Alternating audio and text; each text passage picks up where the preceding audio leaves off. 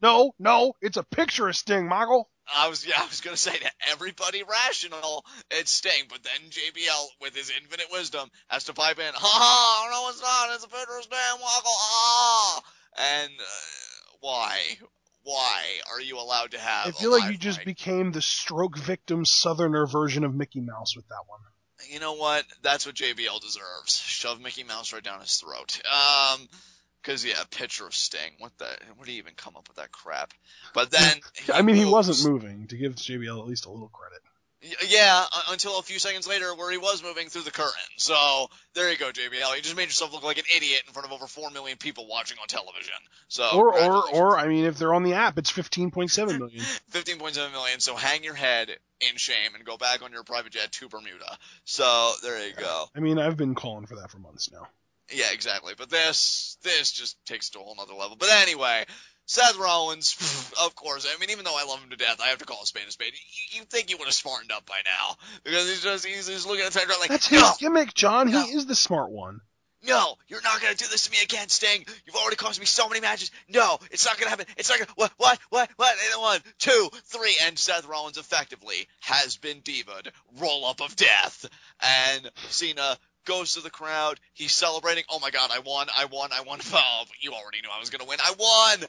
And he gets their 3 jobs back. And Triple H is just losing it at this point.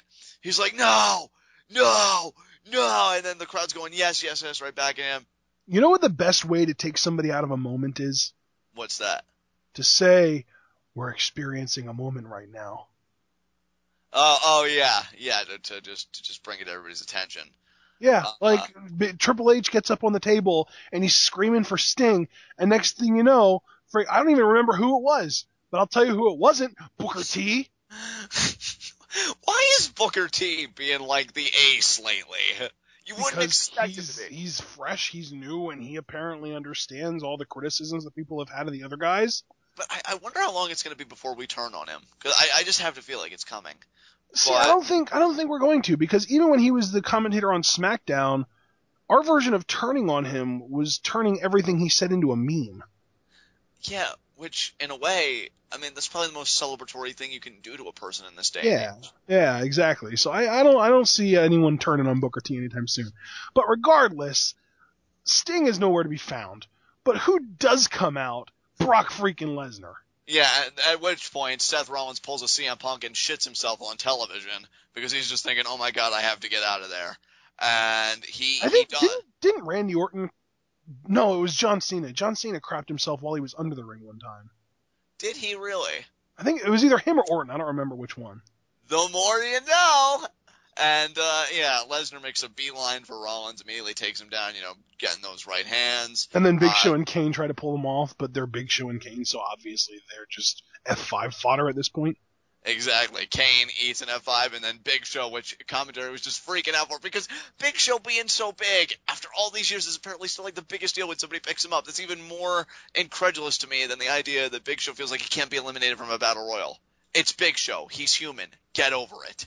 I know. Even my mom was like, oh my God, I can't believe he did that. I was like, you realize he's done it a bunch of times before, right?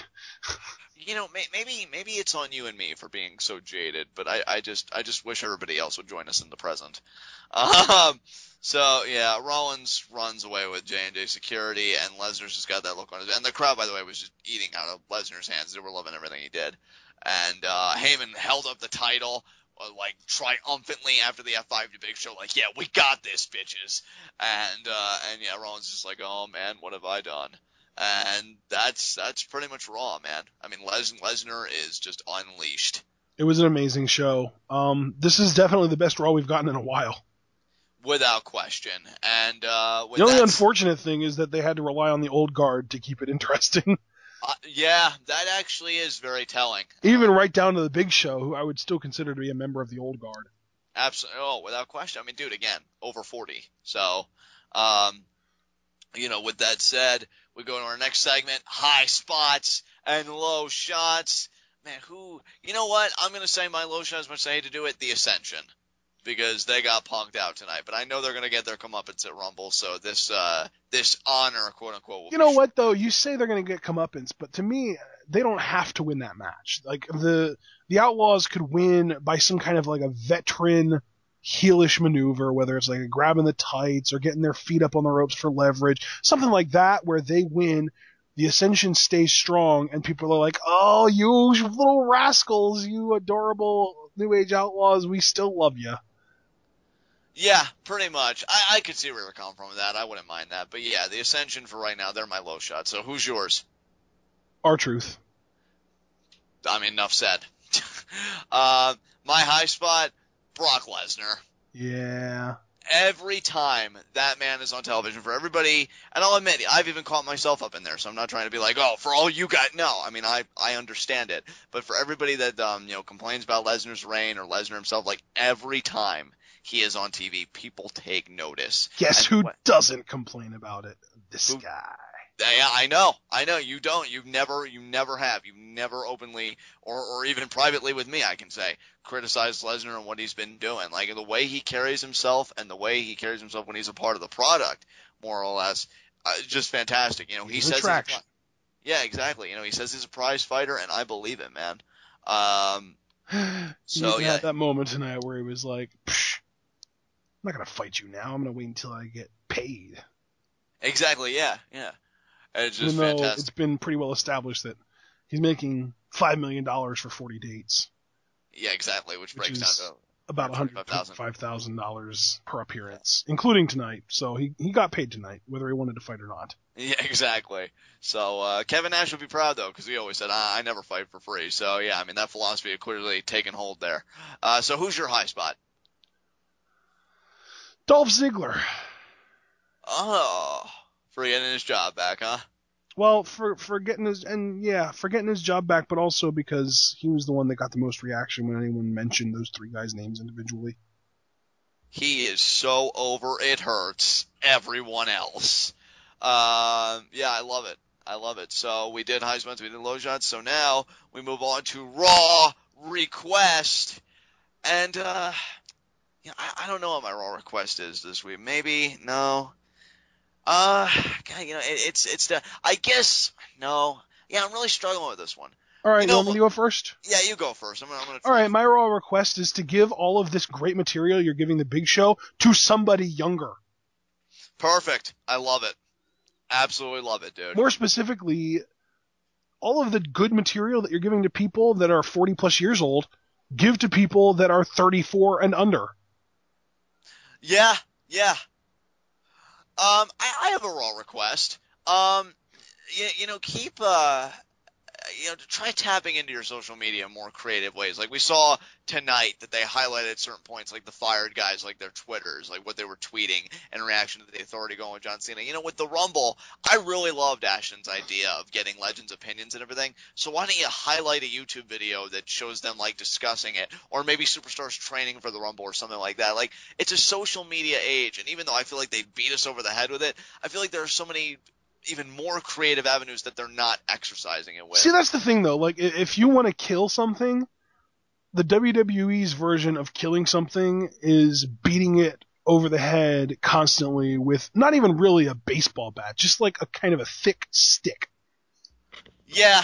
Whereas there are so many other ways. They could whip out a gun. They could use a knife. There are so many more creative ways to do what they're trying to do, and they're just beating us over the head with this social media stick when they could, actually do something creative. I mean, even if they just want to, say, use social media to create and or perpetuate a feud. Yeah, definitely.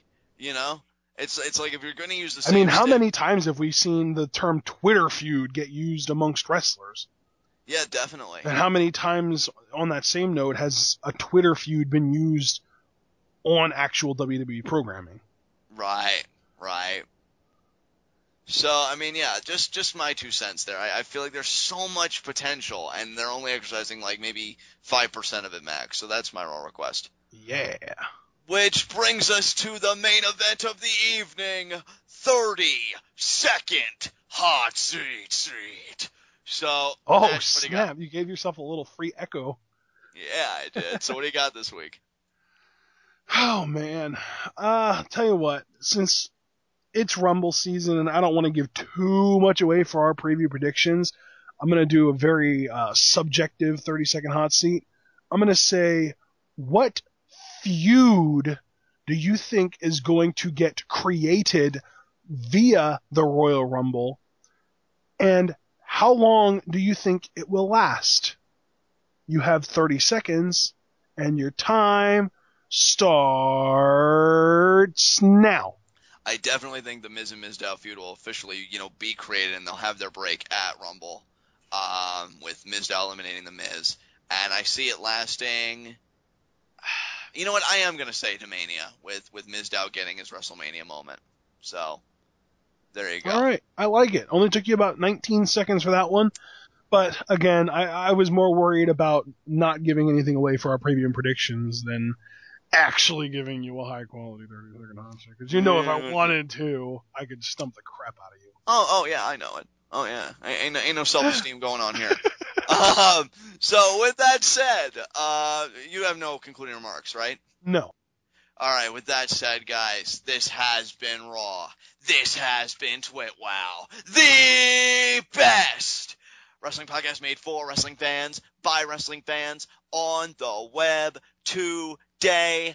I'm John. That's my cohort and commentary, Ashton. Guys, be sure to comment and subscribe on YouTube. Tell us, who are your favorites heading into this Sunday at the Rumble? What were your personal highlights from this Raw? Take the discussion over to Puitov, an amazing pro wrestling group. You'll especially want to be able to do it then, because we are going to be doing predictions for all the championships that we have in our group. It's a lot of fun, so be sure to join there, and we will see you again for our Lucha Underground, review, where hopefully Prince Puma is going to have an answer for Cage's vicious assault. And then, of course, be sure to join us for the NXT review, after that, because they're on the same night now. And, of course, preview and predictions this Saturday, and live reactions this Sunday. It's a TwitWow kind of week, baby, and there's nothing better. We'll see you there, guys.